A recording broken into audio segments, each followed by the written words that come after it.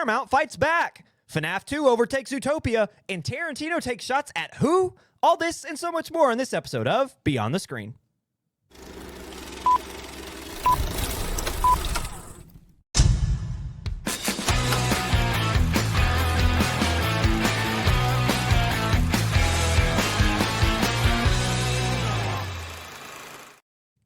Welcome, ladies and gentlemen, to another exciting episode of Beyond the Screen. I'm your host, Ryan, and with me, as always, is the one and the only Jake Holtzclaw. Usually, I'm like, Jake, what's up, man? We have a long, spindly conversation about what we did this past weekend, but that we know you love. We know you love this, and we know it's not a waste of your 5 minutes to start every episode. However, one, we have a topic later that will delve into what we did this past weekend, and two, we have breaking news official from earlier today that we want to delve into, because as we promised in our emergency episode this past Friday, that we would update you on a little thing called Warner Brothers and what was the original buying of said Warner Brothers from Netflix. Well, Paramount has launched an official hostile takeover to try and steal the company away from Netflix.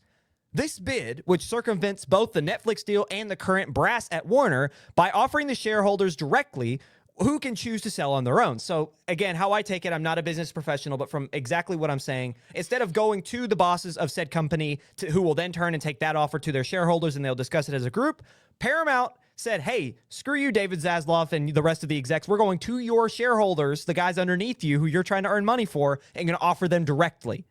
And it is up to them to decide whether or not they want to sell. And if they do, Netflix is out of it. Zaslav, I've not seen anything about what would happen to him, but I can assume that David Ellison would say, screw you, buddy, and just kick him out. I don't know if he'd get like money from it, but who knows? But anyway, essentially a hostile takeover is offering the shareholders instead of offering the guy in charge, is essentially like a quick way to put that. The offer is for $30 a share, which is all cash, and that's explicit, and we have to mention that. Netflix offered the $28 a share, with $4.50 of that being stock in Netflix. So the shareholders were each only getting around $23 of actual stock that they were going to or money from their stock they currently have in Warner Brothers. Paramount is saying, hey, we'll give you all $30 a share straight up in cash, no stock. You don't have to worry about it. You just get straight up, making some of these people million or billionaires. By the way, this, what is like a $2 per share extra added on from Paramount, is $18 billion more than Netflix's $83 billion offer at $108.4 billion. Billion with a B. According to the press release from Paramount, quote, Paramount's strategically and financially compelling offer to Warner Brothers Discovery shareholders provides a superior alternative to the Netflix transaction, which offers inferior and uncertain value and exposes Warner Brothers Discovery shareholders to a protracted jurisdictional regulatory clearance process with an uncertain outcome along with complex and volatile mix of equity and cash. So Paramount was like, hey, again, screw you, Netflix. They were absolutely throwing everything they had and every big word possible. Within this offer, Paramount promises to release 30 films a year with, quote, healthy traditional windows, which, again, goes against everything Netflix had been saying about what they were going to do with the Warner Brothers windows in terms of releases in the box office. While this is the same offer that was turned down by Warner Brothers on December 4th, again, this time, Ellison and company sent this straight to the board at Warner, which we were talking before, makes it seem like this offer never made it to the shareholders in the first place, which might be problematic for Zaslav if that is the case, because that means that really is the difference between a couple million to maybe tens of millions for some of these people. So who's to say? I don't know. This doesn't seem like a good outcome for anyone not named Ellison in terms of the company itself. Let's see here. This offer is for all of what is Warner Brothers right now. So instead of what Netflix wants to do, they want to split Warner Brothers and Discovery and just take the Warner Brothers side. All this cash offer for $18 billion more is for all of Discovery, which includes TNT Sports, TBS, CNN, and so on, Bleacher Report, and so on and so forth, right? In the call to investors and the press, Ellison states, quote, we love the movie and entertainment businesses. We believe deeply in its future, and we want to help preserve and strengthen it. Movies are one of America's great exports. We want to lean into the legacy, not diminish it, which again, all of this is very much so saying, hey, Netflix, we're not you. We want to be everything you're not. So what do we think? We said we'd have an update, and boy, do we have one. A hostile takeover. What do we think? This is exactly what Ryan was scared of, them getting Discovery in this as well. Yeah. So, but I think where the opposite of Netflix is just fluff. They'll do whatever they want, you know. Yeah, I kind of have like a two-way street about this, because my big concern, and this is where I've been leading, and this is where I'll continue to lead, is the idea of CNN and CBS News being owned by the same company regardless of who's in power, right? Because that's kind of like a big thing. Even myself have stated, like, the fact that the Ellison family, who will own both if this goes through, are friends with the government, the current government, is scary. It doesn't really matter who's in charge. The fact of the matter is, two of the biggest news outlets in America are owned by one family. That's scary. Like, that alone, because what if they can circumvent the FCC and buy Paramount, which, again, we talked about on the emergency pod this past Friday. We have laws, antitrust laws in place to stop stuff like this from happening, but it's probably going to happen anyway, regardless of whether it's Netflix or Paramount. The idea of, again, the film side, I've if they stick to this 30 film a year window with good, long, like, film box office releases, I think that's good. I think that's fine. Like, I can really get behind that. It's just, again, the idea of, you hear all the time fake news, and you hear all the time, like, unreliable news. And now two of the biggest legacy brands are owned by one family who seems to only want to position themselves to do anything to make money. So that means that CBS and CNN might sway which way they align depending on who's in office, right? So, like, if, let's say, CNN gets owned by the Ellisons, CNN will start to lean a little bit more right until Trump's out, and then a Democrat will take over, and then it'll go back left. I don't like that. Like, I don't like that they can sway the news just by their ownership. So that's why I am like, I don't like Paramount getting Discovery. But if they are true to form about what they want for the theaters, I can get behind that. It's just if it's worth selling a news station for that. That's kind of where I stand. I think that's a funny saying that somebody might not have said before. It's like, yeah.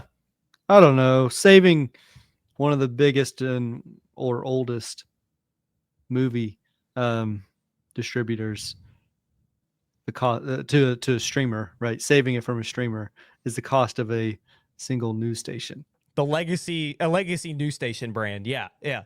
It's like, what is the lesser of two evils here, right? Like, do you lose the theatrical experience, and Netflix gets to continue to stream and try to monopolize your time the way they have with one of the biggest legacy brands in all of entertainment? Or do you sell it to somebody who will probably respect the theatrical experience and who will continue to release films to theaters, and which is a good thing. We want that. But again, they're still money hungry and they're still greedy, and it's at the expense of, I'm not saying CNN is a great news source, but the idea of, like, it not being owned independently is scary. Yeah. I don't watch it anyway. No, neither do I. So. Talking fish for real. Yeah, I only get Instagram. my news from TikTok. No, I do like NPR. I can get behind the public radio, but that's independent, publicly funded old radio. I don't care how old that makes me sound. I like that it's independent, publicly funded. I feel like that's actual news. But yeah, I don't watch either CBS nor CNN, but a lot of people do. Millions and millions of people watch both, and that is scary for me. But that's just me. Any final thoughts on the breaking news from today? I look forward to seeing what happens. Trump said he was going to get involved. There was something about Saudi Arabia too, but oh, I'm so happy you said that, because now I did not confirm these, so these are just things that came across my feed, and I read them and clocked them. Apparently, some of this fund that came through or from Paramount to buy this, a big part of it came from Saudi Arabia, and another part of it came from Trump's son-in-law. So who knows, right? Like, I don't know if Sugar daddy. Yeah, I've seen a lot of people saying that Saudi Arabia will be involved somehow if Paramount tries to buy it, but I've not seen anything else about the son-in-law. But I know Red Capital's involved. I know I'm pretty sure the son-in-law's company. Oh gosh, what is it called? What is the name of that company that is like, or the Canva alternative, or not Canva alternative? It's Photoshop Well, alternative. Affinity. Affinity. I think it's called Affinity. I clocked it being the same name. I could be wrong, but or something close. But anyway, that's the news, friends. If Jake finds it before we move on, then we will discuss it. Or sorry, I thought you were doing some research into Affinity. Affinity is owned by Serif, which has parent companies of Canva and Visicom. I think that's a different company. But either way, the point is, I saw that very quickly, and I thought it was interesting if true. But with that, we're going to go ahead and move on to our first segment, which is always the box office. So this week, as always, we're going to start with our predictions, of which we didn't do very well. So what we predicted this past week, I predicted Zootopia 2 at 1, Five Nights at Freddy's 2 at 2, JJK Execution at 3, Wicked for Good at 4, and Kill Bill, The Whole Bloody Affair, the re-release at 5. Jake had Zootopia 2 at 1, FNaF 2 at 2, Wicked for Good at 3, JJK at 4, and Kill Bill at 5. How we did with those was not great. Jake did significantly better than I did. I went 0 for, batting zeros across the board. I went 0 for 5. Jake was 2 of 5. He shot about 40% from the field, which is pretty good, especially compared to mine. So good job, Jake. So we're going to go and go through exactly how we did this past week, or not just we did this past week, the films of the box office did. Five Nights at Freddy's 2 dominates as it earns, and not just earns big, it completely dominates the first weekend post-Thanksgiving frame. Second is Zootopia 2. Third is Wicked for Good. Fourth is Jujutsu Kaisen Execution. And 5 is Now You See Me, Now You Don't. And as I said already, the story of the weekend is the fact that Five Nights at Freddy's 2 pushes out Zootopia 2 from the top spot, which I don't think either of us expected at all. And not just the fact that they pushed it out, but it wasn't close. Five Nights at Freddy's 2 earned $64 million domestically alone, which is over $20 million more than what Zootopia 2 earned in its second weekend. Unexpected, unprecedented, had no clue that was ever going to happen. The film also earned $109 million globally. This is in no way, shape, or form an understatement. The film overperformed, not just by our standards, but by every analytic out there. For Universal and Blumhouse, the film was projected to earn $40 million, and it earned $64. Again, shattering records and becoming the largest post-Thanksgiving opening ever. This weekend, the first weekend after Thanksgiving, is considered cursed. Has been considered cursed for a long time because films do so poorly. Completely shatters any expectation of what a post-Thanksgiving weekend can look like. According to the Daily's newsletter, the audience that went to see this film was over 77% youth skewing, which in their terms was under 25. Yeah, I saw a lot of kids. Same. Children everywhere whenever I went. That actually brings me to a quick story. The thing about kids at theaters is they should be there, but they should also be parented. So PSA, parent your kids when you're at the theater, because I sat next to about a crew of 4 or 5 like under 10-year-old girls. And one of them, like they were talking, doing their whole thing. And one of them, I'm sitting at the very back of the theater. So I'm sitting like literally the seat right beside the projector booth. There's like no seat under the projector booth for the reason I'm about to describe. This little girl walks up and she like gets out of her seat and she walks across me and she looks and she sees the projector. She tried to reach the light to do shadow puppets on the screen. And the only reason she didn't is because she was too short. Dang. So I'm sitting there watching this like there's no way. And I look down because this isn't my kid. This isn't my sibling. No. I'm not about to just yell at these random kids, right? So I look down and there's this parent on their phone. Nice. Completely detached from what's happening. As these 4 or 5 children beside her are just being rambunctious. So, sorry. Kids were there. It's Five Nights at Freddy's, so I wasn't necessarily shocked that there were a bunch of kids there. But it is also like, teach your children courtesy, please. Like, because that was kind of, I could not, when she stood up and tried to reach up for that light, I was like, dumbfounded. Literally everyone in there would have turned. Everyone. Oh, yeah. So anyway, I know that's a side tangent, but that was crazy. So 77% of the audiences were under 25 years old, according to the Daily's newsletter from their sources, which they're pretty reputable. A lot of time, the Daily's is more accurate with their box office numbers than Box Office Mojo, which is strange. Anyway, Finishing second, as we said before, is Zootopia 2, which earned $43.4 million domestically in its second weekend in theaters. The Disney tentpole has earned over $220 million in total domestic over the course of these first few weeks, and over $915.8 million globally. In 2 weeks, it is almost a $1 billion film. It has earned almost $700 million from foreign audiences. Massive. Because if you remember earlier this year, when we were talking about a Minecraft movie, it did not cross the $1 billion mark, but it got to 980 something, 960 something in week like 8. Took Zootopia 2 weeks. 2 weeks. If I remember correctly, I also read that it took it 6 days to surpass the entire earnings of Superman from this past summer. Crazy business from Zootopia 2. The bunny effect. The bunny effect. Finishing third, I'm moving on from that, is Wicked for Good in its third weekend in theaters. It earned $17.3 million domestically and has earned over $440 million globally up to this point. Despite dropping 73% in earnings from last week, Wicked for Good is still very profitable as it cost $165 million to produce. So it's even cleared its marketing costs at this point. So it is a profitable film for Universal and company. And also I had read too that this film is very close to $300 million domestically, which is not a number you really see a lot in terms of overall earnings globally. Usually the globe outperforms the domestic audience. Finishing fourth in its debut is Jujutsu Kaisen Execution, earning $10 million domestically. With this being labeled a Season 2 recap and Season 3 teaser, Execution becomes G-Kid's fourth top 10 debuting film of 2025, which it also mentioned, the source I was pulling this from also mentioned Chainsaw Man and what was the other big film that came out this year? It was what was the other big anime? Demon Slayer? I'm about to say Demon Slayer, that's it. Demon Slayer and Chainsaw Man, along with JJK, have helped G-Kids earn 4 top 10 nods in 2025, which is unheard of leading up to this year in the United States.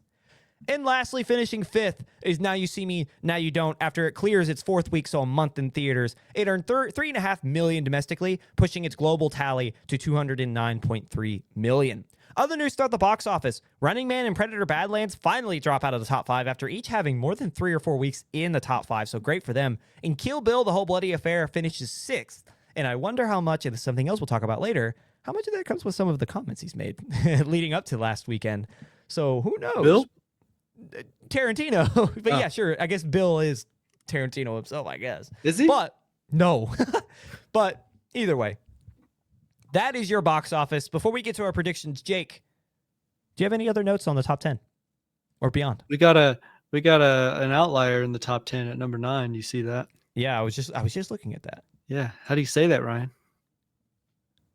Durandar. Oh, okay.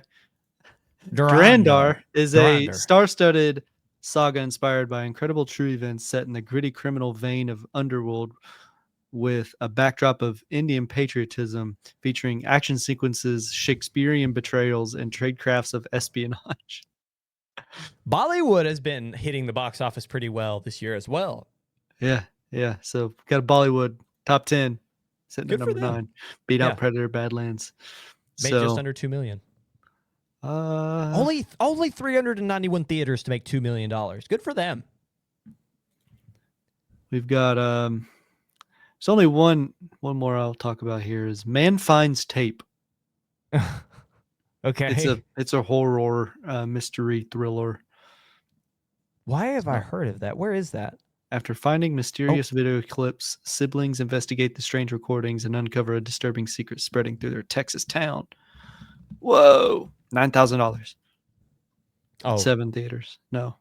4 theaters. 86% on Rotten Tomatoes. And that's the tomato meter as well. With Go find yourself some tape. Yeah. Man Finds Tape. That's all. Good for them. Directors Paul Grandersman and Peter S. Hall. It runs an hour, 24 minutes, so it's definitely worth watching if you can. Man Finds Tape. Horror. Horror. Man Finds Tape. Horror. Horror. Anyway, our predictions for next week. Jake, kick us off here. What do you think the top 5 will be? The same. The same. Top 3. FNaF, Zootopia 2, Wicked for Good. I mean, come on. JJK and what else did I say? Now You See Me, right? No. JJK and something else. No, you Kill had Bill. said Kill so. Bill. So JJK and Kill Bill are not being shown in Yes. theaters this weekend.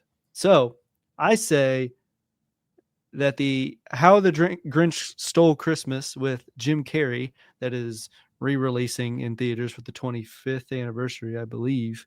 That's a 4. I think it's going to do 6 million. Oh, really? I don't know. You and said then, that unsure as heck too. You're 6 million. And then there's a debut from Angel Studios with, it's called David, and it's what is the David and Goliath, I assume. I Animated. think so. Here, let me Animated find it and I'll story read you the of David and Goliath. I believe. I'm looking for it. Hold on. I'm trying to find if I can't find it in here. Box Office Mojo can be really difficult. So let me find. Anyway, continue why you think David will be in your top 5. I don't know. We always get surprised by Angel Studios kind of getting in there and stirring the pot a little bit in the top 10. I think it can break 5 with the lineup we've got. I mean, Wicked's on the way out at negative 71.9% drop. I don't think it'll drop that far, dude. I think David, and I don't see it in theaters this upcoming weekend, and that's just according to Box Office Mojo, which has been notoriously wrong. But so the synopsis is: in a fear-ruled kingdom, a young shepherd dares to face a giant in the darkness behind him. His courage awakens a nation. Providing true strength comes from trust, not power. There is an audience for the biblically inclined, for the religious in our midst. And I think that it's cool that Angel Studios continues to pop out these films and is very successful with that, because obviously there's an audience that probably feels very underserved in that type of span. So I hope you're right. I'd like to see David in the top 5. My top 5. Me and Jake are the exact same through 3. FNaF 2, Zootopia 2, and Wicked for Good both repeating as top 3. I actually think Wicked for Good, it only dropped so far because of the 2 in front of it. I don't think it will drop that hard again this next week. So outside of maybe David and How the Grinch Stole Christmas is a great pull for like returning to theaters, but I just don't think either of those will do as well as Now You See Me, Now You Don't, and Eternity will. I really feel like with JJK and with The Whole Bloody Affair both leaving theaters, I think that we're just going to see until we get to next weekend, which is Anaconda, which is Avatar, Fire and Ash, which is, there was a third one that I'm blanking on. But there are a lot of releases December 19th. And so with that, I think that this next weekend we'll see a lot of holdovers. We'll see Eternity jump back in the top 5 because it'll hold about the same earnings it did this week, and there just won't be anything to push it out. How the Grinch Stole Christmas could very easily be in there. SpongeBob's the other one. I don't think it'll be top 5, but it definitely will fight for top 5 spot, especially with a lot of these guys being in their 3rd or 4th week or more.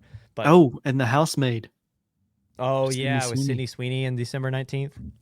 We're going to have a packed like pre-Christmas frame, and I'm going to be excited to see what the predictions are for next week. That is Marty Supreme. Sorry. That is Jake and I's top 5 for next week. We have a little bit of a curveball to throw at you guys in the audience this week. We're going to ask our pal and friend Jimmy what he thinks about the top 5. Before you ask, who is Jimmy? Total 100% honesty here. Jimmy is ChatGPT. we wanted to ask the bot itself. I wanted to put my guesses up against the bot. Yes. We wanted to see how we do after we've predicted, because these are locked in. Like, we've said them out loud. We have not asked or sent the prompt yet. We're locked in. We want to see how we stack when compared to what Jimmy will pull from.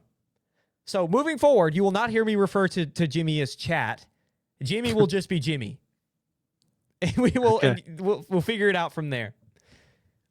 Now, moving on, Jimmy says what?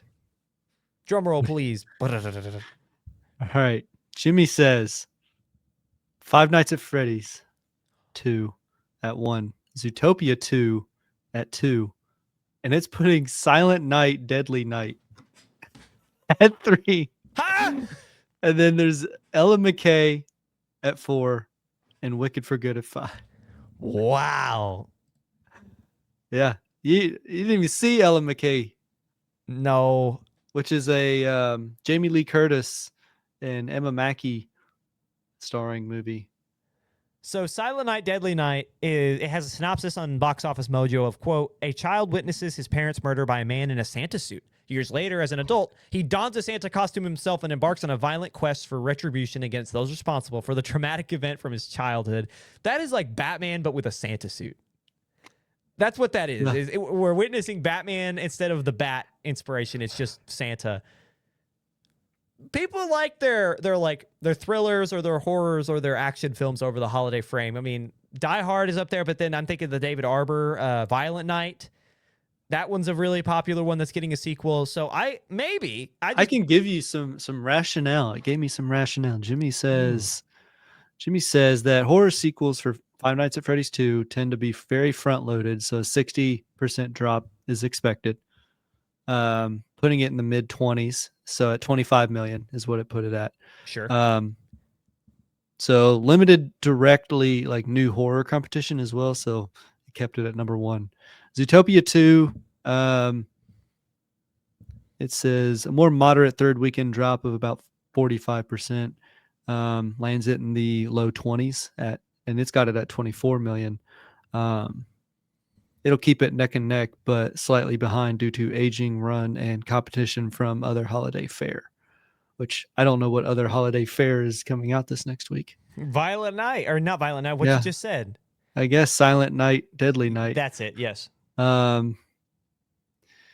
Strong brand recognition among horror fans plus seasonal Christmas slasher Hook suggest a solid, if not blockbuster level debut in the low teens at 14 million, though it will share some audience with Five Nights at Freddy's 2. Jimmy, no! Ella McKay is a political dramedy that opens wide via 20th Century Studios. Let's see, with the cast of Woody Harrelson, Jamie Lee Curtis, Emma Mackey.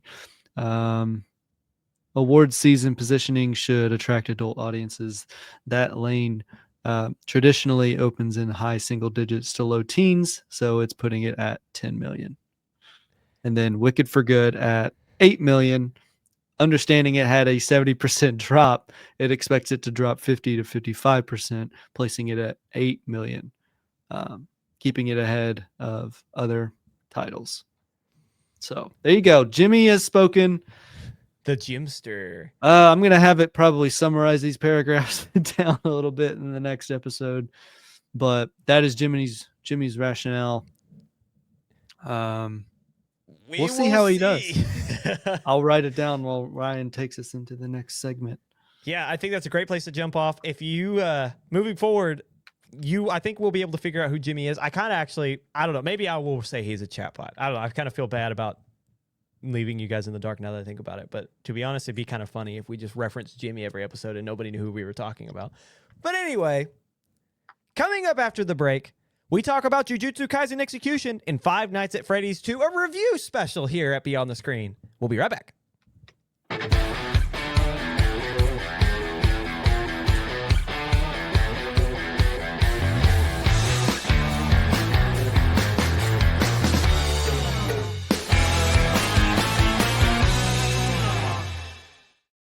Welcome back to segment 2 of Beyond the Screen. Usually, this is our major stories, which this is major stories for us. But we're mixing it up a little bit because we discovered a number of weeks ago that we had a couple of movies this past weekend, that we both were excited for and we thought would be pretty fun to talk about and break down and just compare, if there's a way to compare, mainly because they pulled a very similar audience. And Jake, you can describe what you were sending me with the Barbenheimer of a certain demographic. But the two films, as we said in the lead-in, are JJK, Execution, and Five Nights at Freddy's 2. So we're going to go through each of them. We're not going to do like a whole walkthrough of each story. We're going to give a spoiler-free or as spoiler-free take as we can because both are still very new. But we're going to give you kind of what we think, and we're going to, if there is any sort of comparison, we're going to compare them. But really, we just want to talk about the things that we're interested in. So we're going to start with JJK, Execution, for our anime fans out there.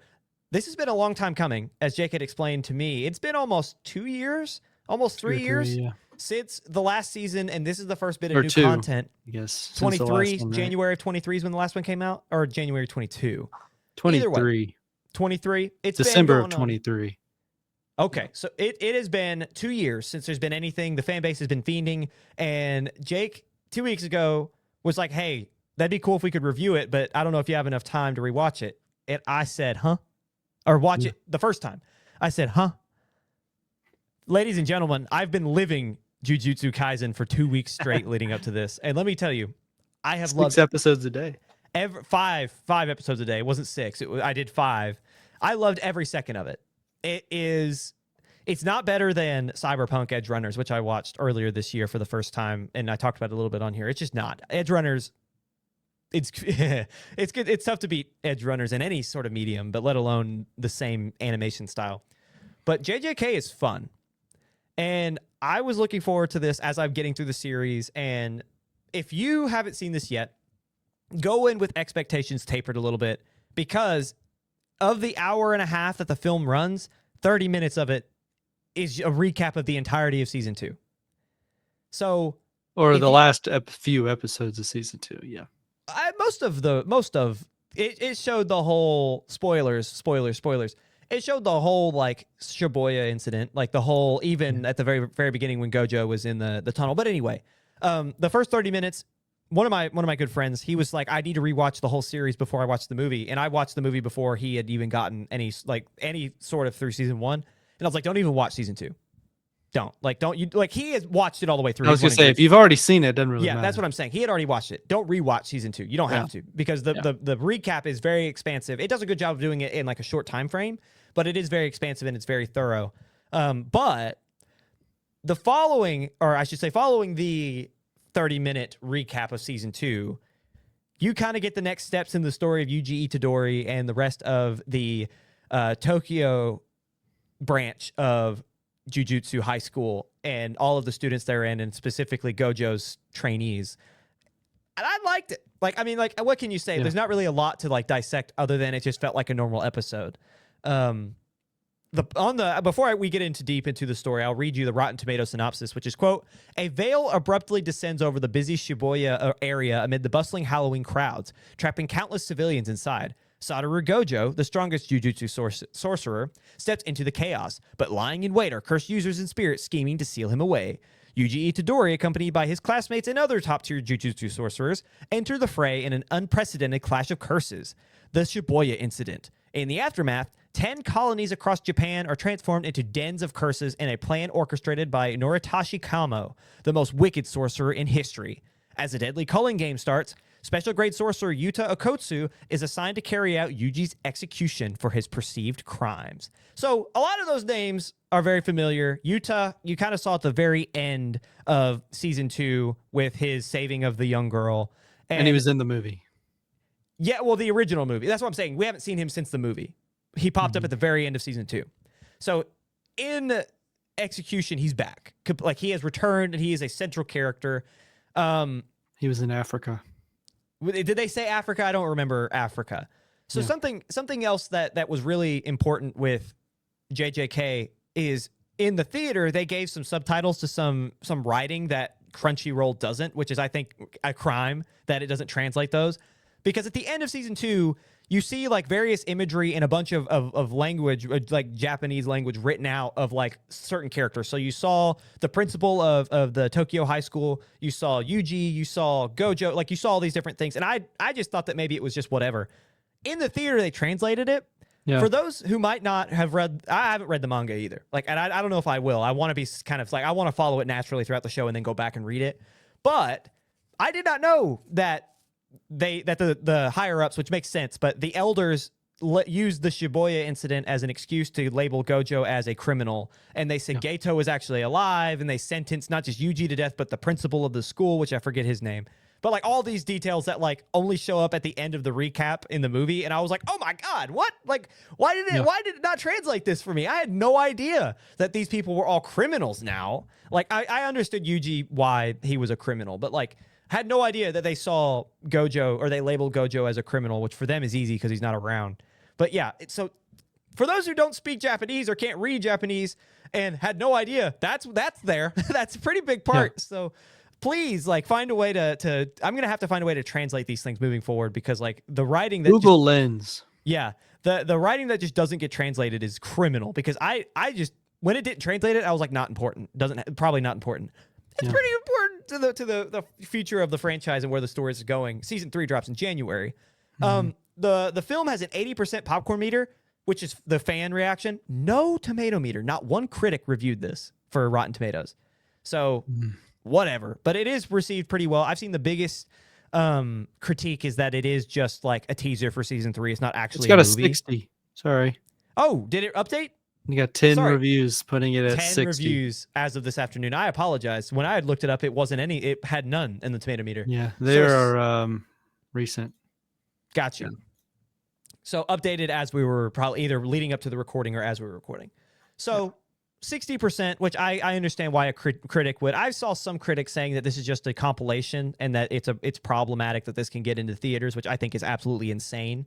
Because like, I was talking to you guys before the recording, and like one of the coolest aspects of it was seeing the fan base there. Like, you had people dressed up as their favorite characters with the face paint and all. So like Choso, there's a dude in full Choso gear with the face paint and everything, and it looked so cool. Like, I was like, whoa, that's sick. Yeah, and so I saw all walks of life, really. Like everybody. There was no single demographic. There were. I mean, I didn't see a 60-year-old fella in there, but I saw like some 30s, 40s. I saw some young kids. You know, bunch of 20-year-olds. It was a good time. Like, it really was a great time. And so, anyway, I want to place this disclaimer here because it's a series, and so we won't do the same thing with FNaF. We'll be a little bit more cautious about how much we reveal. But moving forward, we're going to talk a little bit about the story that takes place in execution. So if you don't want to be spoiled, I should say, pause it, come back, or figure out a way to watch it later. We'd love to hear what you guys think about it. But we're going to talk about the story. So disclaimer here for anyone still watching moving forward. So the story follows Yuji in, where was he? Was he in Tokyo, they said? He was in one of the 10 dens, and he and Choso were fighting various demons that were still, or cursed spirits who were still wreaking havoc.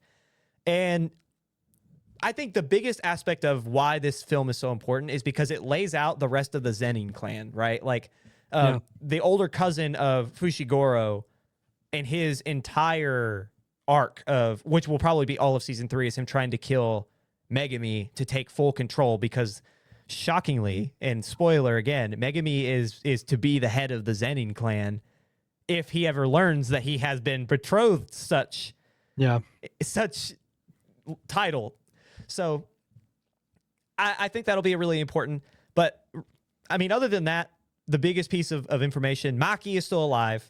She has like scars on her face, and she has a very specific, you didn't really get to see it all that well, but she was burned by Jogo in one of the later episodes of season 2. She's alive. And they go to talk to Tengen is the end of the episode. Like that is the arc, is for the majority of it. You see Yuji with Choso in Tokyo as they're fighting these demons. They're visited by the current Zenin leader, who is trying to find more or less trying to find Fushiguro to kill him. And we see the battle between Yuta and Yuji. And this is where I want to hear your perspective, Jake. Yuta is so much stronger than I had ever thought he would be. Oh, no, a lot of people call him Fraudta, and I don't know if I can agree yet or not, because it's in the manga. Everybody knows what happens in the manga, and so he chokes hard. That's going to be really sad. But he is supposed to be one of the strongest players. People don't put him very high on top 10 lists, but he is like the strongest player. One of the strongest players. He's, without giving like a lot away from the manga, his technique is copy. Like he can copy anything. Which you saw in Zero when he copied what is the force speech user's name? I can't remember off the top of my head. Inumaki. Inumaki, yeah. Which has no arms now, by the way. Yeah, you see that at the end of season 2. Yeah. So, and then he's got a kind of like a marriage with a cursed spirit. of a dead friend of his that he's married to or whatever. Rika. And Rika has enables him to have unlimited or a vast amount of cursed energy. We'll say he gets unlimited later. Barry said, well, he is a well of cursed energy. That's what they had explained. Like Rika doesn't give him the energy. He has it. That's one of his techniques, or like that's a part of his technique is like he constantly has the flowing energy. But he cursed Rika as a kid because she was dying due to a car crash, which you saw in Zero. You saw in the last movie.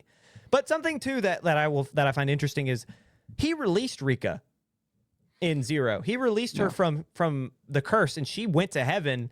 And like, all right, whatever they describe is like that's kind of what they said. Mm-hmm. She like left. She was gone, and she had said like, "I'll see you again later. Live long for me. Thank you for giving me the life or whatever." And then she's back. Like, I guess he kept the spirit, maybe. Maybe he conjured up the cursed spirit and called it Rika. But in execution, you see Rika, and it sounds like Rika. Like it talks like Rika. So I've kind of like that's where I was very much like. He's like, actually, get back down here. Like, never mind. I don't release you. Maybe he copied his own deal. He could have. You know what? That's probably it. He probably copied his own. Honestly, though, that is a cheat code to get. Like, do you think the writers were like, that's actually pretty cool. He can do that. We got to find a way to bring her back. Why not? He copied his own technique and he remade her, like, in some way, shape, or form. I guarantee it. Maybe. But anyway, so as we said from the jump, Yuta is sent from the, what are they called? Like the old heads of the Jujutsu sorcery. They're called something, but they're like the council, right? Like they make all the decisions. They forced Yuta into a pact, which in JJK terminology means that he has to, it's if you don't fulfill a pact, you get punished by whatever it is that you have agreed to do. So, and this is all like sorcery and essentially magic, but in not necessarily the magic in the Western culture sense, right? Like it's very Japanese lore, historical heavy. But Yuta has a pact with the Jujutsu High Council is what I'll call them. So he has to kill Yuji. And he does. But, and this is my one problem with the series, Yuji has died 3 times now. Yeah. And I'm sure it's not the last. Which makes him stronger, right? Is he like the thing that Fushiguro like summoned at the very end of season 2? That's what I mean. Then no, I don't think that makes him stronger. I just think I feel like sometimes it's kind of cheap. Like the first one was really cool. The second one, so the first one he died because Sukuna ripped out his heart. That was cool. The second one was Choso killed him. Choso killed him. And that was a great way to lead into. Now, I don't know, and I know we have the readers out there who know exactly why what I'm about to say is a thing, and Jake knows. I don't, so I'm not going to ask him to say it, and I'm not going to delve into this further. But the revelation that in somehow, some way, Yuji is Choso's younger brother, that's a great way to reveal that. That's really cool. So I did not mind that one. But when Yuta stabs Yuji in the heart in the movie, and he dies, like he's dead. Yeah. And their solution to that is Yuta can use reverse curse technique and heal people. And at the exact moment he stopped his heart, which he stabs him in the heart, by the way, he used the reverse technique to save him. And I won't even lie, kind of cheap. I wasn't really, the third time I was just like, you know what? I've seen this before. Like, I feel like now the whole reason he had to kill him was because he made the pact. And if he killed him and brought him back, he fulfilled the pact and he could fulfill Gojo, who asked him to protect Yuji. Like, he could do both, which he did. So, cool on him. But also, I don't know. I just kind of was like, was there not a more creative way to circumvent this than just killing him a third time? What a poor character. Yuji just dies. When in doubt, Yuji's just going to die.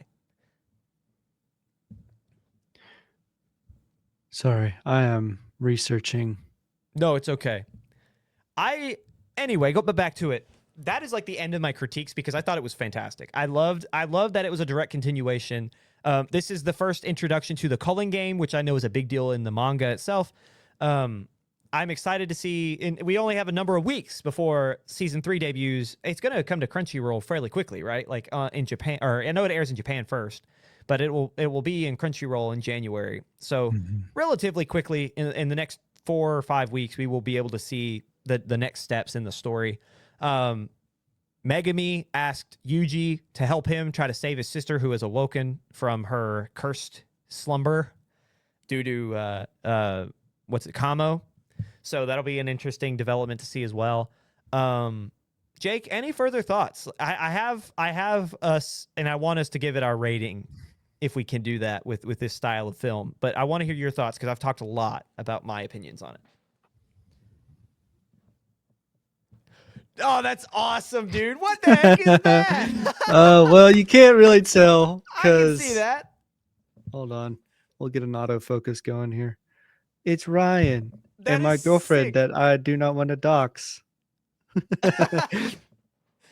Toto, that is sick. That's hilarious. I figured you'd like that. I love that. Did you do that specifically for this moment? Yeah. That's so funny, dude. So my girlfriend got me this because she thought it would be funny if I did it. Dude, that is awesome. And so I made it happen. That moment in the show because Toto, the last we saw, his boogie woogie technique is dead. Like it's gone. Yeah. So that's really sad. But he's Toto. So our handless and all. And he has 50 million IQ or something. No, 530,000 IQ. So he's gonna find out a way. Right. And I don't want to spoil it for those because don't spoil it. Don't spoil it. Oh, and the thing is, I knew he would because like his whole arc is that like even in the battle of season 2, he's like Yuji's stronger than me, and I gotta meet my brother. And like that's like his whole arc. He gets awesome. Even better. All I could say, because Ryan doesn't want me to spoil it, is that Sukuna compliments him in one of the bigger fights towards the end. I'm so excited. He's so good. I'm so excited to see more of Toto, and that is awesome. And that moment of when the thing fell and it was Yuji in there, I think I face palmed, but in the best way. I added. People know. Yeah, people know what it is. Yeah. That's in the show. That is, mind you, this image, the flowers and all, is a culmination of one of the biggest fights in the entirety of season 2. Yeah, like, the very last fight in season 2. Bro, this pops off of his necklace that he fights with the entire time, and it's Yuji, and I don't even know how to describe Takata, but that is well, she's a pop idol, his star crush or whatever. Yeah, he has a crush on an idol that's basically like a Hannah Montana in Japan, and he watches all of her shows, goes to like the Comic-Cons to meet her. Didn't they allude to the fact that she is like not straight in one of the outros to an episode? Probably. There's one, I remember it so vividly because it's like after every credits on a lot of the episodes in the show, they have like the outros, and Toto's like, I think he said it to Mai. He's like, Mai, you have to meet her. You have to know how awesome she is. And when she gets up there, Takata is like, I'm so happy that another woman's here. You should come back all the time. And at the very end, like she did something else. And at the very end, Toto's like, I know how great she is. And it shows Mai have like rosy, like she got flustered, like she blushed. Yeah. So like, I'm pretty sure they were alluding to the fact that his celebrity crush is not straight. But I think that's even better for the goofiness of his character. But yeah, I'm really excited to see how Toto develops. But yeah, no, I think this will be how I end it before we get into the this is going to be the nerdiest question I've ever asked. One of them. If you had a technique of choice, Jake, which one you taking? I love Toto too much. You do the Oogie Boogie? I really hope that I would be smart enough to be able to do it, because I love the character across the board. He is... somehow they have taken the meathead that you make fun of and is the butt of all the jokes and gets beaten up on the main character into the exact opposite, where he is nothing but the best support character, right? The way that he can pull Yuji out of like whatever slump or whatever stupid mind game he's in, and it's just like, when Toto's on screen, you get chills. You know what I'm saying? When he goes on a monologue, you get chills. I was sitting in the theater. I know Ryan, we watched the movie at this exact same time, about 100 miles away from each other. And I was like, man, I wonder if Ryan's getting chills with this, because we got to see the Mahito kind of like fight a recap too, and that whole speech was in there, and I was like, ooh, it's too good. The best part about Toto is that, like, yes, he is what you described, and in his first interaction with Yuji, he's very much like, you gotta be, you're good enough or you're not, and that's kind of like how he's introduced. But the fact that, like, he is also very soft when he needs to be in those moments, like, that's like wise men level of conversation, is like, you know when to be tough and you know when to not. And in that moment that you're describing, that's when Yuji's like, I have killed so many people, Sukuna took me over and I could not stop him, like, I am not worth it, like, I should have just died. And in that moment, he's like, hey, you're thinking about it wrong. And his line was like, you don't need to figure out who you need to be right now. Like, the fact, like, that is such a reassuring line. It's like, I know you're having trouble figuring out who you are, but you have a higher calling, and you need to figure out what your role in that calling is, and you don't need to figure that out right now. That is like such a reassuring thing to anybody in any circumstance. And that is like, and my favorite part about shows like this is like, I know when I have this one question and this one feeling, that's when I'm like, I'm watching greatness right now. It's how, like, you know, the good guys have to win in some way, shape, or form, or they have to survive. Like, because like, that's how the story continues. But when you look at a show and you're like, how does Yuji live? Like, how does he survive Mahito? Like, when you sit and you ask that, because you physically, like, you cannot wrap your head around how they live, that's a good show. That is a fantastically written show. And so in that moment, when Toto shows up and he says that, it's just like, yeah, man. Like it really not just chills, but it is like, you wish you had somebody like that. So anyway, but you're a brother. Yeah. But you do wish that you had his Oogie Boogie or Boogie Woogie. I mean, I don't know. I think it's one of the, or his intelligence. Yeah, that helps. Well, I mean, it's so, he has mastered that. Right. And he's only going to get better because of reasons Ryan doesn't want me to disclose. But please don't. He has a level of IQ that has allowed him to, and this is self-proclaimed IQ, by the way. 530,000 is what he said he had. But everybody just takes it as canon. Like, okay, that's actually true. Because he's smart. Like, it's not like you can't imagine having that technique without having the knowledge to be able to use it. And in future episodes, you will see you need to have that, because I mean, the forethought that it takes for Boogie Woogie at its early stages is insane. So it's probably one of the lesser, it's definitely a support, you know, but I idolize the characters. So to make it as good as he made it, the intelligence has to be there, because at the end of the day, it literally is just a place swapper. Like, it's not like it harms anybody other than what you do after you use it. You can swap places with anything with cursed energy. So it's not necessarily just people. It is like a rock infused that was tossed. If you don't have the intelligence to do after when you use the ability, then it's pointless. So that says more to the character as well. And then after that, it'd probably be Toji Fushiguro. Yeah. Well, he doesn't even really use a technique. Doesn't have nothing. He ain't got nothing. He's just heavily restricted by his birthright. I'm telling you right now, I have two of them. I'm happy you said a second, because I have two that I'm tied for, and it's less because I love their ability, and if I could somehow merge them, I think that this character would be nearly unkillable. But if I had to choose between two, it would be either.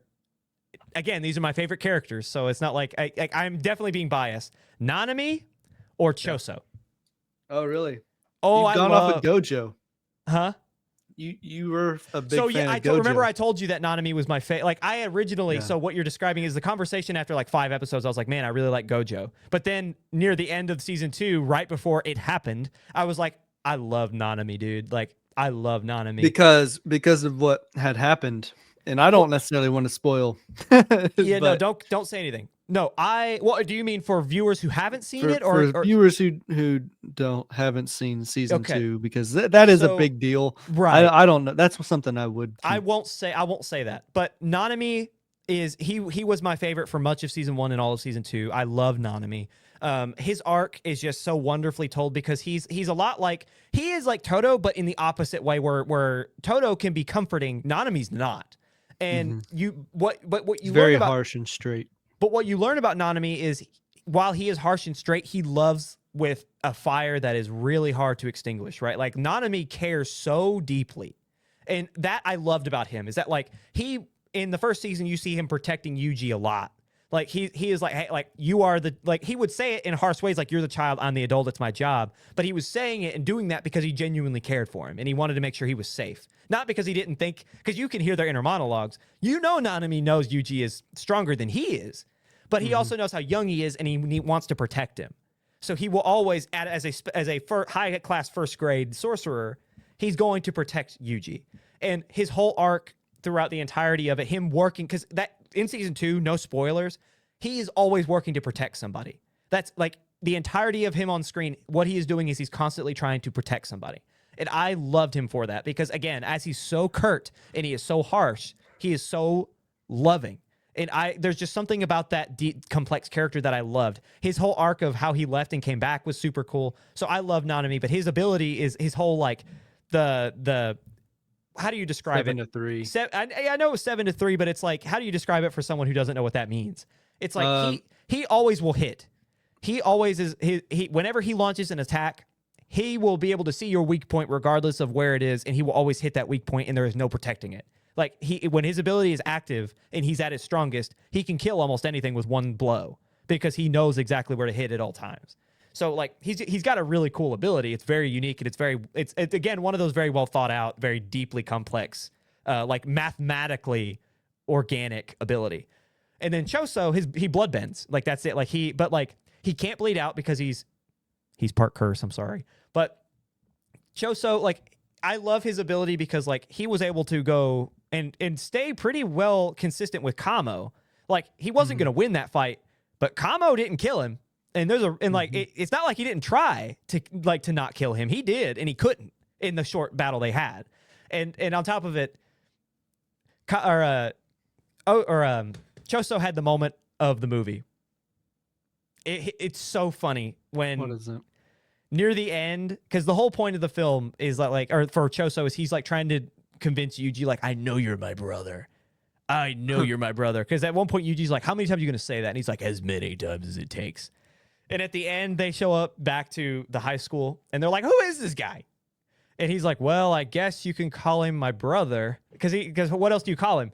And the guy's like, Yuji! Ah! Like he had like that moment where he's like, yeah! Like he was so happy. And I laughed. Like, because it's just it's very sweet. Because again, a lot like Nanami, he cares very deeply about those he loves. And like he literally would die for them. And specifically when I say it's his brothers, it's his siblings, because of what you learn that they have gone through and like how they became into being in general. So I really like Choso a lot. I like, and so for that reasons, I know it's less about taking their abilities into account and more of, do I love the character or not?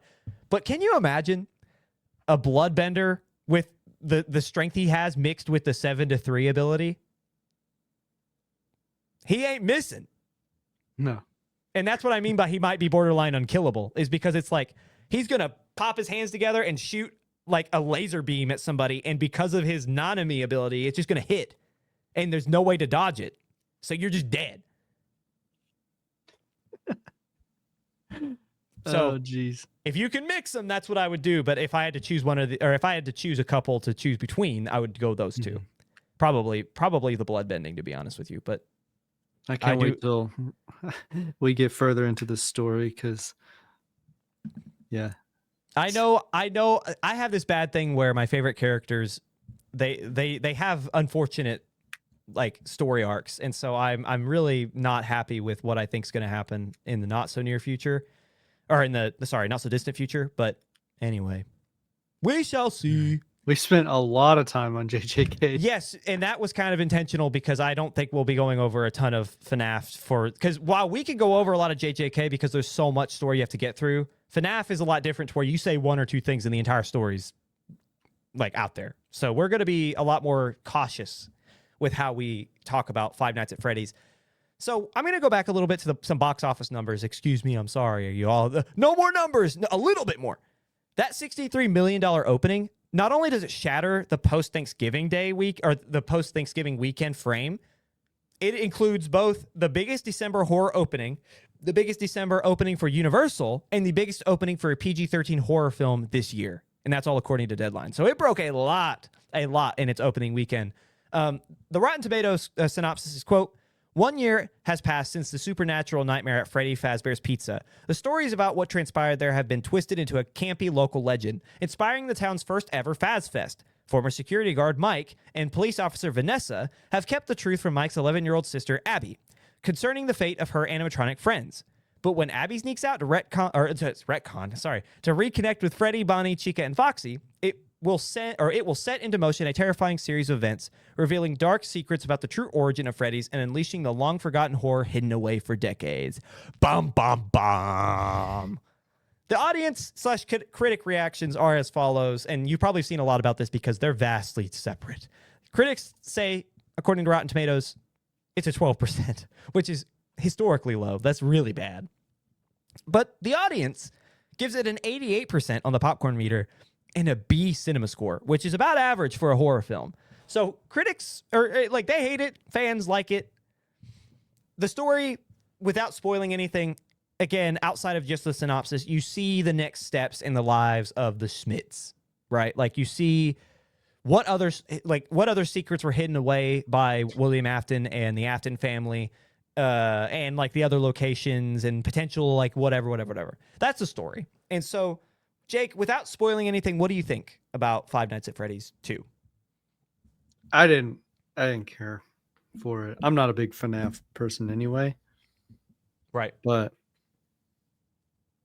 I don't know. I what are the critics saying? Well, let's see. Well, that's a synopsis. I'm going to find one critic that I'm giving a review. Do you want? So the first one, Mark Kermode. He's got Kermode and Mayo's Take on YouTube. So go watch his channel. He gave it a splat, a 1 star, and he says, "So much plot, so little point." I saw that. Yeah. There's the point. It's just like there's a setup of a villain and they take him down. Something that the girlfriend didn't like was that there was no haste in any of the characters. There was also some weird, I couldn't get behind how far away is everything in this town. They're all right next to each other, or are they all right next to each other? Because there's 2 Freddy's pizzerias in the same town. And apparently no one knows about one of them. Yeah. So he's going over several towns, but he drives there and he says he's going to be back in time to be at a science fair. Yeah. That is the most I'm going to let you get away with the story, Jake. I'm sorry. Man. I completely agree because logistically none of it makes sense. I thought it was good fun. Like, I do think it is a fun, it is. So there is a critique on here, or a Abby Bernstein, who is from Assignment X. She gave it a B, and which is a passing score, so it's a tomato. And her take is a sequel that improves on the original and sets up a third, which is, I think, the most you can take away from it. It is so much scarier than the original Five Nights at Freddy's. It does set up a third in a really good way with a character that a lot of people will be familiar with who know the games. Personally, I didn't like the first one. I thought the first one was okay. Like, again, it's another one of those things, but less than with the sequel, where it's like, okay, yeah, it's fun. But with the first one, my big critique is, and I'm going to assume a lot of people have seen the first one if they're not wanting the sequel to be spoiled, so forgive me. I felt like things were just, like, so little point to any of it from the first review is exactly what I had problems with the first one. Because it's like, we've been through 2 movies. Specifically the first one. Why does William kill people? Specifically kids. How does he manipulate the souls to do what he wants? They don't say. How can Abby talk to the souls, which are in the animatronics? They don't say. You know, it's just like, so it's like those types of beats frustrate me to death because it's like, for me, the concepts, and now I am a bit more of a fan than you are, Jake. I grew up with the games. I loved watching the Game Theorist, and I love watching, not long ago, I think earlier this year or late last year, the YouTuber Wendigoon, who does all these deep dives into theories and stuff, he gave his own version of what he thought the story was telling in the games, because newsflash, the games don't tell the story very well either. They do a really good job at like giving you little tidbits and without saying the whole thing. And so that's what made the games cool, is that they give you enough that you could weave together a story, but they never admit to what the actual story is. They allow you to tell that story yourself, which is unique. So that's why there's so much fandom behind it. The problem is that the same guy that made the game is Scott Hawthorne. He produced both films, and he wrote at least the story for the first one. He didn't write the screenplay, but he wrote the story. A critique I saw for the second one is that he gets too caught up in his own lore without telling any of it. And that, I think, is a really accurate description of how he has told these stories. It is so annoying because it's like the concepts are really cool. Like, this guy opens essentially a Chuck E. Cheese to hunt kids because he's a child murderer. Unique, right? Like give me more of his story. How is he able to, like, does he know when he puts these children into the animatronic that they're going to become spirits?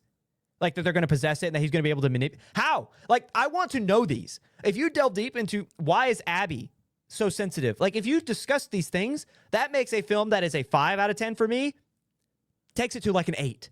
If you can tell that accurately and do it well enough. But because it's just like, there really is like, why? Like, what's the point? Like, I was bored during the first one. The second one does a better job with action and scares, but it suffers from the same problems of, like, you feel that way for no reason. Like, it literally is. So I was telling my brother not long ago, have you ever seen that clip online of Trey Parker and Matt Stone, I think, or is it reverse? Is it Matt Parker and Trey Stone? The guys who make South Park. I don't know who that. So there's the really popular clip online where it shows them describing to a class of people how they write their stories and how they storyboard. Because while spoofy and while satirical, they're very well written. The way that they tell their story is when they go from beat to beat, if you say, and then, you're doing it wrong. It needs to say because of beat, therefore beat. So it's like every element of every scene is impacting the next. So it's a narrative, right? There are actions and consequences rather than things happening one after the other. The former is exactly what's happening in each of the Five Nights at Freddy's. There's no real like sequence of events that makes sense, right? Like, it literally is just like, well, then this happened, and then this happened, and then this happened. And a lot of times they don't make sense and they don't really connect very well. Hot take, don't like the actress that plays Abby. I don't either. Not hot take. I don't think she's not a good actor. I'm sorry. No. I'm sorry. Like, I know she's a kid, and I know that she has a lot of growth to do, and I'm sure she will do fine as an adult when she learns. But she's just unbelievable. Like, she's not, and I don't say unbelievable as in unbelievably bad. It's cringe. Bad. She is just not a believable actor. She is, like, when you see her on screen, like, yeah, I agree. I agree as well. You said what I wasn't going to say, but I'll hop on it. Now Sorry. that you laid it out there. No, it's okay. I could not. I'm looking at him, I'm like, well, 2013, by the way. Yeah. So here, let me say this. Yeah. You know what really frustrated me about the sequel now? Because now that we've read the synopsis, it does say that Abby is concerned about the fate of her animatronic friends. Why? They tried to kill you in the first one. Yeah, right. They almost killed your brother. You saw it. Yeah. But they're friends. That bothered me so much. Like, beyond the fact that they don't say how she's able to talk to them, because no one else can. Right? Like, no one else talks to them like that. Besides Josh. Okay, but Josh did not know that they were... Josh did not know, right? Like, he can, but, like, the whole point of the first one is that, like, she can talk to them, and she has been talking to them, because remember, in the first one, she is a loner. She's only talking to her imaginary friends. Those imaginary friends are the kids in the animatronics. How's she able to do that? But then anyway, she watches in the first one as they try to kill herself, her sibling, all this stuff. Her brother has to save her. Yeah. And then in the sequel, she's like, but I miss them. No! It's just so stupid. Sorry, that little aspect really, like, ooh, when you said the actress is, like, when you said what you said, that opened the floodgates. I'm sorry. Again, I'm focusing on the bad because they stood out louder than the good. But there's a lot of good, too. Like, I don't want to say there's not. It is deserving of... Here we go. I want to give the rating to this.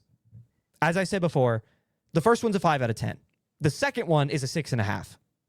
6 out of 10 film reels, as we do here on Beyond the Screen. 6 out of 10, 6 or 6.5. It's a fine story. It's more fun. The story's not great. It's more fun. There's better spooks. There's a good cliffhanger. it's fine overall, but it's not great, right? Like it's not like there are a lot of problems. But if you're in it for the fun, if you're in it because my favorite aspects are when they do games like this or video game adaptations is when they adapt some of the mechanics from the games into the movie and you get to see it play out from the characters who are using them. That's cool. Like there were some moments in each of them that I liked. But other than that,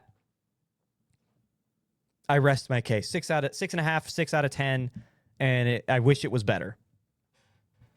I'm reading these audience reviews. They're all dude. It's just 4 out of 5 stars. Balloon Boy mentioned.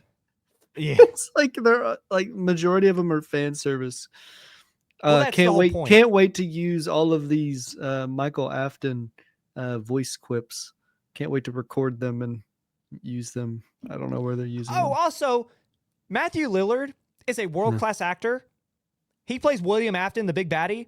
He's in each film a collective of 7 minutes, not 7 each. Yeah. If you combined his total time on screen from both movies, it's probably 7 minutes. And he got paid. Oh, for sure. I'm happy he did because I love Matthew Lillard. Matthew Lillard is one of our babies here on Beyond the Screen. We love Matthew Lillard. I'm getting more angry the more I read these audience comments. 2 out of 10. Did not enjoy it. 2 out of 10. Jake reads the audience reviews and he disagrees, so he lowered his rating. Yeah, it was probably going to be a 3. They started pissing me off. There was one lady who said 1 star, air conditioning was blowing right on me. Why do they have it on when it's snowing outside? And I'm like, who reviews a movie that way? 2 out of 10. This will hurt the theater that I went to. It was on Rotten Tomatoes website. It was a verified reviewer, and they reviewed the air conditioning in the one theater they were at in a area that has a climate that is cold outside. Oh my God. People. Anyway. I think the first review that I see from the audience is a guy from Fandango. His name's Mike. Scrolled pretty far down. He's, I guess she was from Fandango. 3 out of 5, verified. Good movie for teens. Had some decent jump scares. Plot wasn't bad. Worth a watch if you like corny horror flicks. And I think that's exactly right. I think that's exactly on the nose. Plot was poop. I don't agree with the wasn't bad. I think it was mid. I think it was. Yeah. My thought. And the only thing that saves it for me, and the reason why it's not like terrible, is because the concepts were so cool. Like the concepts are cool. It could be a good haunted house style of story where it's like. Again, it's like William was trying to make the kids haunted, or I don't know, like some way of like making it supernatural where he knew they don't. I still cannot tell you why William Afton was doing what he was doing, and I don't want to hear he was deranged. He just liked killing people. That's so weak sauce. That's so weak. That's terrible. Weak sauce. Next time we're doing anything creative, I'm just gonna say because. There's no justification. Five Nights at Freddy's made $100 million just because. Yeah. Jesus, that makes me mad. But anyway, and I'm angry because it could have been. What could have been is what I say. Like it's so close. Cool ideas, Scott. I'm sorry, dude. You tried. You have cool ideas. You didn't do well with this. I'm sorry. It should have been better. Anywho. We good? We didn't do JJK. I don't think we did the review or the out of 10 for JJK. 7 out of 10. Yeah, I think that's a pretty good cop out. I'd say 7 out of 10 too. Mainly because it didn't need the fluff, I guess. It's not necessarily a recap. They like jigsawed together things from season 2 to catch people up in the first 30 minutes. And I would have rather paid the same amount of money that I did to the theater to watch the 40 minutes of the first 2 episodes of season 3. Yeah. I would have happily done that. I could agree with that too. I think that I will say when it ended, I was like, that's it. Like I did have a moment where I was like, oh, that's it. Like, cause it's not as much new content as you would imagine. Right. So I would say it was more than 40. I think it was 45 to 50 minutes of new content. But either way, like that still equates to 23 minutes of 2 episodes. It's like closer to 50. But No, I agree. And I think, because the thing is, it was good. Like, it was a good first step into season 3. But that's why I give it a 7 and not an 8 or a 9, is because it could have been, if they had dubbed it better. I feel like I'm not really ranking the film. I'm actually giving it the circumstances surrounding it. But either way, 7 out of 10. So our comprehensive Five Nights at Freddy's review is at, you did a 2, I did a 6. So a 4 out of 10. Which is probably very fair, and 7 out of 10 for JJK. Yeah, I agree with that. This is fun. I like this. That was fun. We got one more segment for you guys. We'll jump into some more film news here. So coming up after the break, we play Real or Fake, and we tell you what you should know before you go.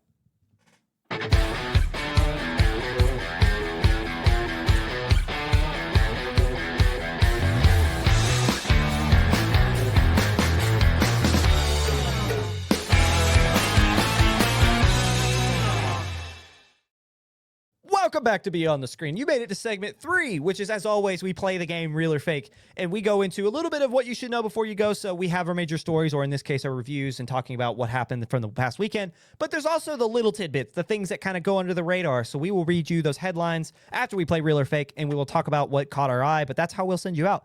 Before we get into the last bit of our show and I let you guys go, I always do this. I forgot until the very end last week, so I'm sorry. But thank you guys so much for watching.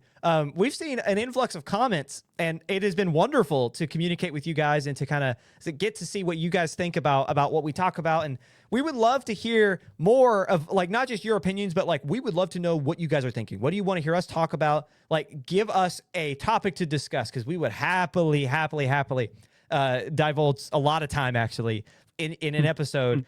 Imagine workshopping here, an audience's corner every episode, where like we end the show with comments from the last episode, or maybe like we find a way to get opinions from the past week's news, so we're coming in with relevant audience takes. I think that'd be a lot of fun.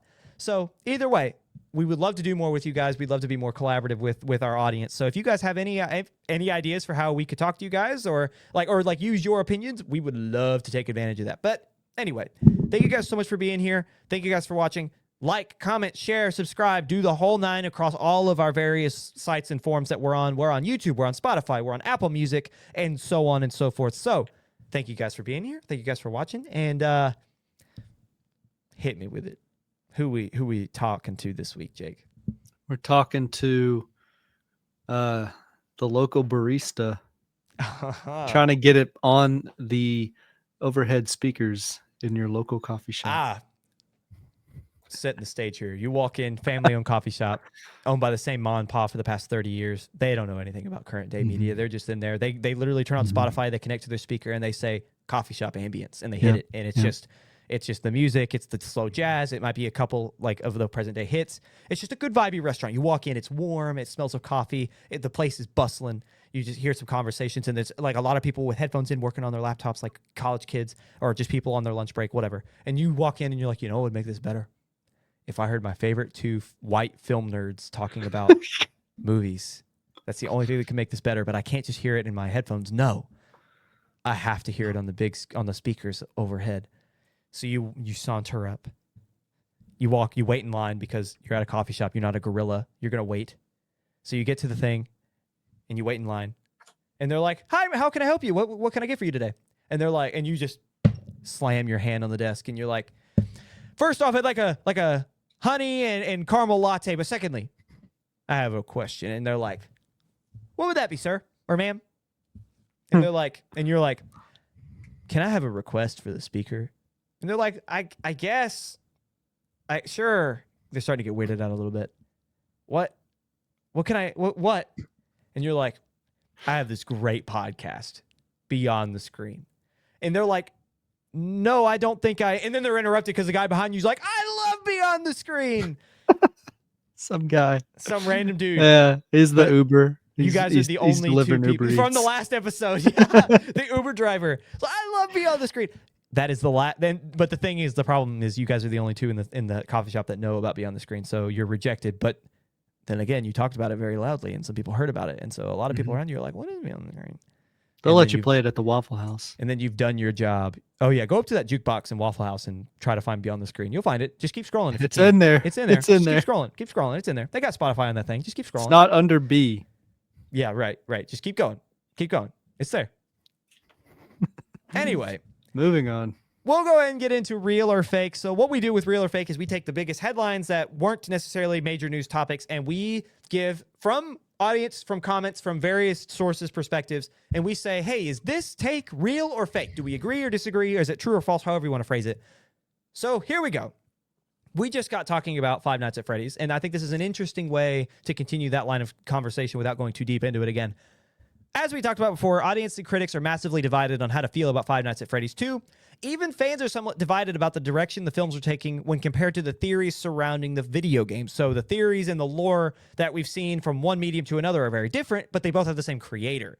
So, real or fake, due to Scott Hawthorne, however you say his name, being so involved with the productions, the films are going to become the definitive lore surrounding the franchise. Are the films the actual story and the games are just nothing now? Real or fake? I would say fake, but I'm gonna treat the movies as definitive lore because I don't know anything about the games. Does that make sense? Yes. I guess. So like I'm gonna say my perspective is the movies are what is real, what has actually happened, and anything stated in the movies is the lore. Right. However, I know in my heart that the actual true story is in the games and what can be found within the games. I actually disagree with you here. Now, from the fans' perspective, you might be right. The fans might say, nah, the games are the definitive lore. Because it's the same creator, and this is a film franchise, and so on and so forth, I think, according to Scott, this is going to be the definitive lore. I think that that's why he's trying to tell it the way he is. There are certain things that are majorly different than any theories that are out there. There's some ideas about who certain characters are in the games that aren't necessarily confirmed. And in the movie, when you watch it, it's confirmed that they're not. And it's confirmed that this character's not that person or whatever. I think there's a reason for that. And I think that the reason for all that is because this is the definitive story of Five Nights at Freddy's, which again is unfortunate because it could have been done so much better. Like never am I watching something when I'm this disappointed and I'm like, man, like, give me, like, let me do it. Because but this one, for some reason, I'm like, if I did it, it'd be so, like, I don't know why I feel that way. Maybe it's because I did grow up like enjoying Five Nights at Freddy's and I love the different theories. And I'm not going to sit here and say I'm the biggest Five Nights at Freddy's fan, but I was a part of the generation that or part of my generation, because you're the same generation, but you weren't as involved. And there's a lot of people who agree with you. But I did enjoy seeing the different takes on it. And as the games came out, I followed them. So it's one of those things where I feel like because I was so involved, I'm like, if only I had a chance at it. But yeah, I feel kind of bad. But yeah, I think this is probably going to be the real lore as opposed to what the games have told, which is sad because I think the games, even though they're just as incomplete as the movies, they've done a better job. But anyway, going on and moving on, tell me if you haven't heard about this one, especially you at home, because maybe you haven't. Quentin Tarantino takes pot shots at Paul Dano, calling him, quote, the weakest male actor in SAG, and stating, quote, he's just such a weak, uninteresting guy. While on the Bret Easton Ellis podcast, as you might have heard, the internet, they didn't like that. With fans and Hollywood heavyweights alike, as in Ben Stiller, Reese Witherspoon, Alec Baldwin even, all defending the acclaimed actor. By the way, if you have Alec Baldwin coming at you, bro, the terrible take. You've done something wrong. Because, anyway. Tarantino. Sorry. No, it's okay. No, I'm trying to find a list of SAG actors so I can... Oh, that list is thousands and thousands and thousands of people. Well, yeah, but I want to find somebody who's weaker than Paul Dano. And I'm like, are you kidding me? Weakest? There's people on that list I've never heard of. You cannot tell me that Paul Dano is the worst actor on that list. But anyway, the director also took time to call out Owen Wilson, Matthew Lillard, and more. But in essence, the guys attacking the good guys of the internet. Owen Wilson, Matthew Lillard, and Paul Dano. And the internet's not having any of it. So real or fake, Tarantino is just trying to stay relevant because it's been so long since Once Upon a Time and he's having a tough time finding his last film. I don't think he's trying to stay relevant. I think he's just being an asshole. So fake. You don't think it's a PR stunt? I don't. I think he thinks it is. I think he thinks he's promoting the Kill Bill movie in theaters right now, but in reality, it's just kind of like, dude, what the hell? Why would you say this about 3 actors that, other than Matthew Lillard, don't have movies in theaters right now? Like, what provoked you to, like, you went home and you watched the Batman and Cars 2, and you were like, these guys suck. Well, it's not even that he watched like the Batman. He didn't watch any movie. There Will Be Blood is what he was. That one. That's what he was saying, Paul Dano. And I had seen someone make a point, and I think it was a brilliant point. The guy that Paul Dano was standing across from is arguably one of the best actors of all time, a multi-time best actor, like Oscar winner, in Daniel Day-Lewis. Mind you, this was almost it was 18 years ago. Yeah. Almost he's watching 20. a movie. He's watching a movie that's Paul Dano has been in numerous movies since 2007. I want to go through Paul Dano's, because I do like Tarantino. I do think even with this is going to hurt his reputation with most people. I still think he's going to go down as one of the best. Little Miss Sunshine, There Will Be Blood, The Batman, Prisoners, Swiss Army Man. He is brilliant. He is brilliant.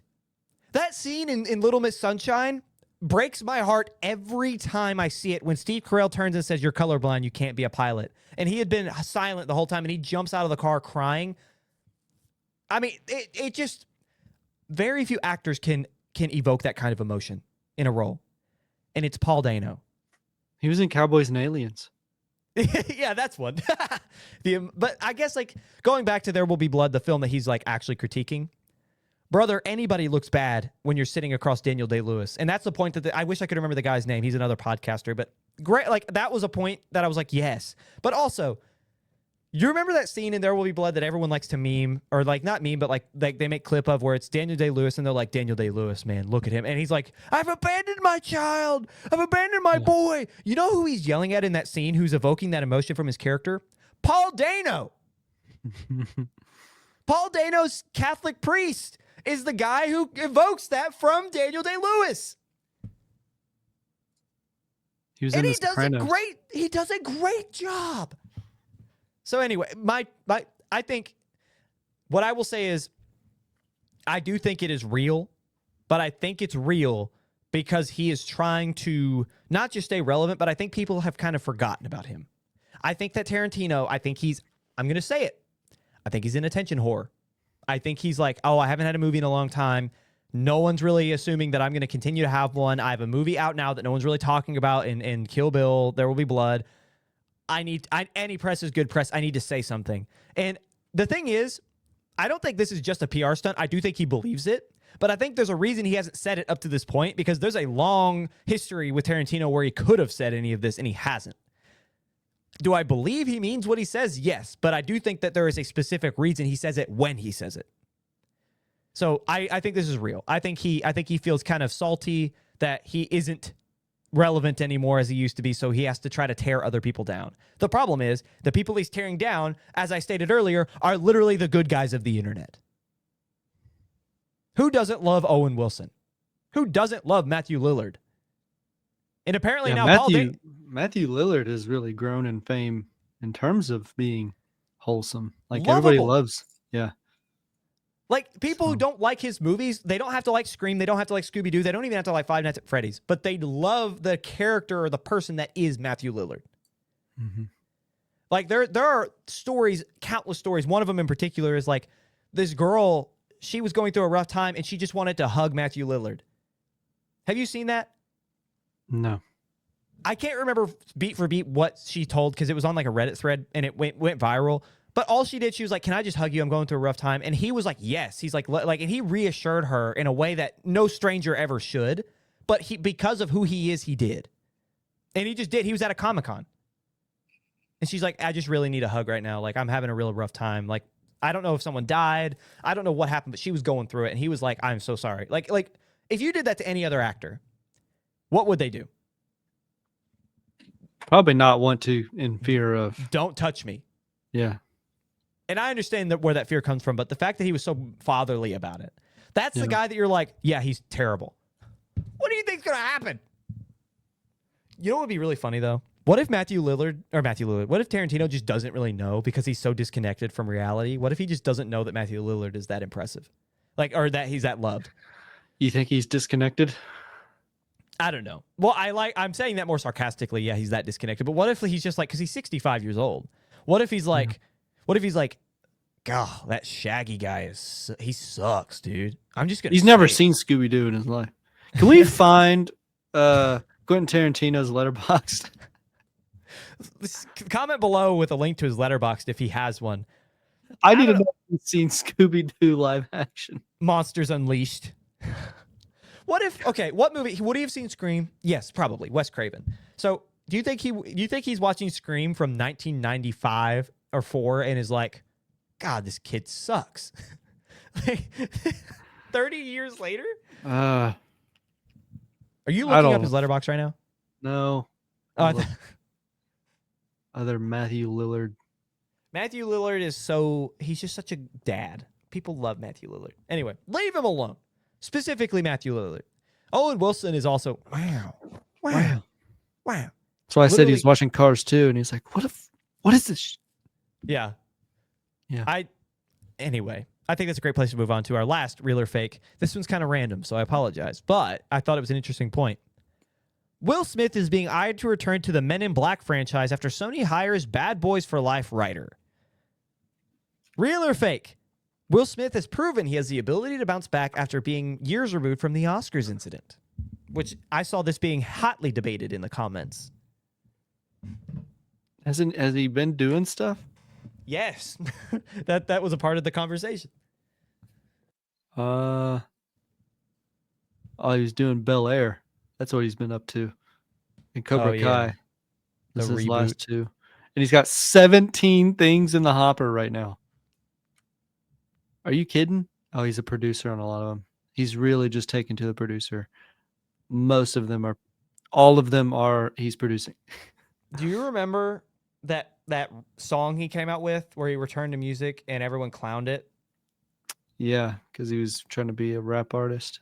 Well, he is a rapper. Like that's how he got. That's part of how his fame in the '90s is that he was a musician and he returned to it. Yeah. Was it? I like pretty girls is literally the lyrics to the song that everyone. Do you know what I'm talking about? No. He literally goes. It like the song literally goes. The chorus is girls, and then it repeats. Like it clowned people. It was kind of funny. I don't know. That's like the last thing I've seen Will Smith in. I know he did Bad Boys for Life, which is probably his most recent film. Hancock 2. That's going to come out. Oh, yeah. They're talking about that coming out. I don't know. I don't know. Who knows? I don't feel like his career will ever rebound in the way I think people in the comments were saying. I think this was Culture Crave or Screen Thrill that we were pulling this from. I don't think that... So Will Smith has proven he has the ability to fully... No, he did. I don't think he's going to fully bounce back. No. I think he's going to turn into one of those actors. Can I be so for real here?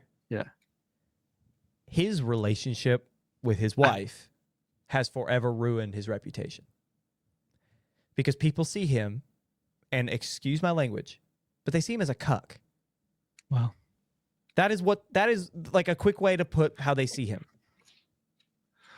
I'm not going to shame anybody's hobbies. I'm not shading. I'm just saying that's why. Like, I'm not saying I like what I feel about it, but that is why his career has not rebounded yet, and why it might not is because a lot of people feel bad for him. They feel sympathy for him, and they look at him with pity. So they're not looking at him as like the great Will Smith, the great father figure of our generation as he was before 2020. They're seeing him as this poor, pitiful soul, this cuck who just lets whatever happen happen. And that is how the audiences feel about it. My honest opinion, I wish there was a way for Will Smith to return because Will Smith is hilarious. He's such a good actor. it is so unfortunate that his reputation is as bad and as looked on as it is right now because he is such a talent. So I don't know. I guess it makes me sad because it's like, is really the only thing you can do is come back for Men in Black? Like, is that really what you have to do? Like, what it feels like is he's returning Bel Air. He tried to go back to rapping, and he's going to, or what was I going on with this? Oh yeah, already went back to Bad Boys for Life, and now he's doing Men in Black, right? Like, it's just you have nothing else, so you're going back to your old IPs, knowing that they are somewhat popular with a certain crowd. You know what I mean? Yeah. So that's kind of how I feel about it. It's like if you have nothing else to do, that's when you go back to those things. And it's sad. It is sad. Oh, Jada Pinkett Smith came out with a book recently. I don't even. I mean, there was that like Around the Red Table or whatever. That was like their family podcast where that was where she like revealed that she was unfaithful to him, and she said I never wanted to marry you, and I would if I had to go back, yeah, I wouldn't. That was crazy. And he's still stuck by that. That's all. Like that was after the slap, and that is why people see him the way they do. Yeah. Crazy, man. Yeah, it is heartbreaking. It is so sad, and that's why I say because like when I was growing up, Will Smith was literally the dad. He's such a role model because he's like a good guy, seemed like a stand-up guy. Everyone in Hollywood loved him. He was funny. He was leading in everything. And then that. So I don't know. Here, check this out. Something I'll leave you with. Great dad. What is going on? Jay, what my boy doing? Remember when he did that? Yeah, I remember. I forgot about that. Anyway, we can move on. I just thought that was funny. I'll flame Jaden there a little bit. Yeah. Anyway, that has been Real or Fake. We discussed the sad and kind of the crazy going on and around Hollywood. Our last bit of information we leave you with is what you should know before you go. We will run you through the 5 quick headlines that aren't necessarily the biggest pieces of news, but interesting enough, we'll tell you what we think about them. Starting off with the DCU, Matt Smith of Doctor Who fame is reportedly the frontrunner to play Brainiac in Man of Tomorrow, which would be a great casting. Matt Smith is world class. Number 2, YouTuber Markiplier has officially dropped the first poster for his directorial debut, Iron Lung. Netflix's live-action Scooby-Doo series will cast, quote, younger unknown actors. Daniel Kaluuya confirms that he is developing a Spider-Punk animated film. And lastly, Adrian Brody reveals he has turned down every movie offer since winning Best Actor at the Oscars this past March. So, Jake, any of these 5 suit your fancy? They catch your eye? Adrian Brody really just be flexing, and it's like, nah, I got an Oscar. I'm good. I'm good, bro. Set out what I set out to do, what I did. Yeah, and legit. I did it. You know he's still making money. I achieved my goals. Yeah.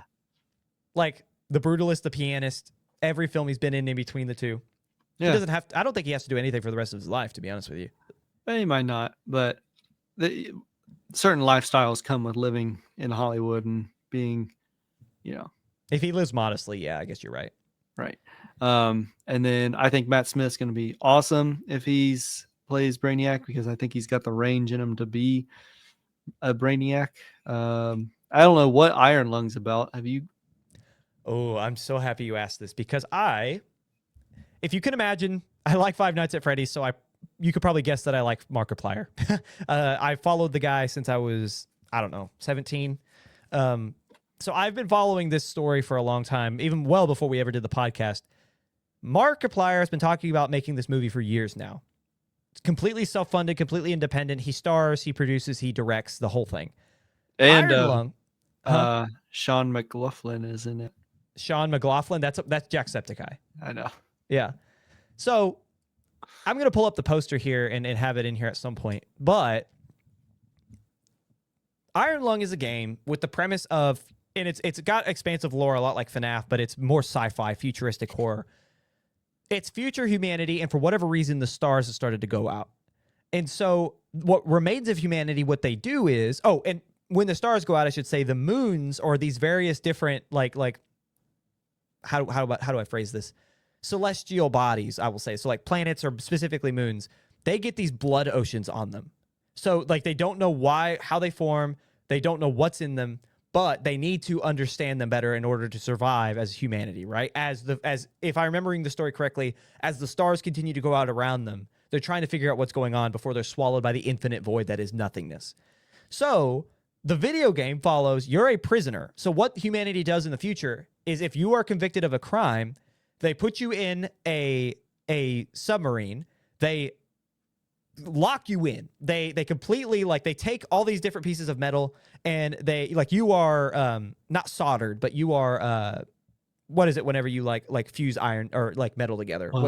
Welded. I couldn't think of the word welded. I'm sorry. You are welded in. You are stuck. There, it is a one-way trip. You are told you can return, but not happening. Your goal in the game is to search these blood oceans on this moon. But what you find are like old human structures and bones of creatures more vast than anything you've ever seen. And eventually in the game, you are attacked by something and you die. Iron Lung is the name of the game, is now being adapted into the film Iron Lung by Markiplier, who absolutely loved the concept. He is playing the prisoner who is trapped. And in the game too is like, as you like look around the submarine, there's like an old computer in there. There's notes left behind somehow. And like you are reading and picking up on these pieces of information in this lore as you're kind of like searching.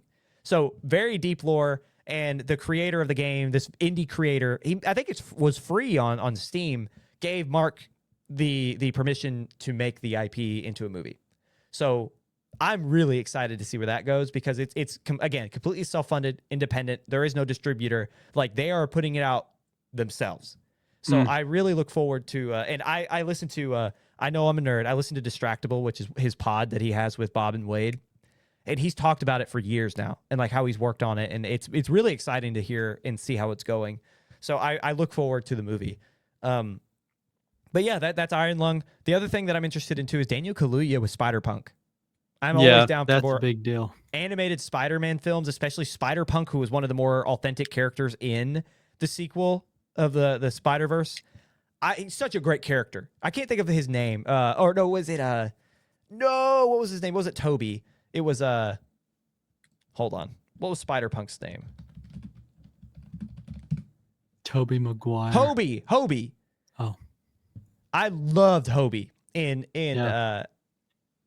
the Spider-Verse films. And so I'm really excited to see what he does. And I think Kaluuya actually voices him as well in those films. So to see where they continue with that character is really cool. That is a big deal. I agree. Is that it? I think that's it. All the things you should know? Yeah, I mean, Matt Smith, again, as you said, I have nothing else to add to that. He's a world-class talent. I look forward to seeing if he does end up playing Brainiac. It'll be fantastic. Last Night in Soho was so overrated, or so underrated, dude. It's overhated is what I was going to say. Love Last Night in Soho. He was a great villain. But that's it. That's all we got for today. Anything else you want to tell the people before we let them go? No, I'm watching the Iron Lung with Markiplier. The trailer or what did they release? The trailer. Yeah. Where he's just covered in blood. Whatever this red liquid is. Yeah. I don't know. Iron, maybe. Hopefully it's not full of AIDS. I will say, quick fun fact before you get controversial cornered over here.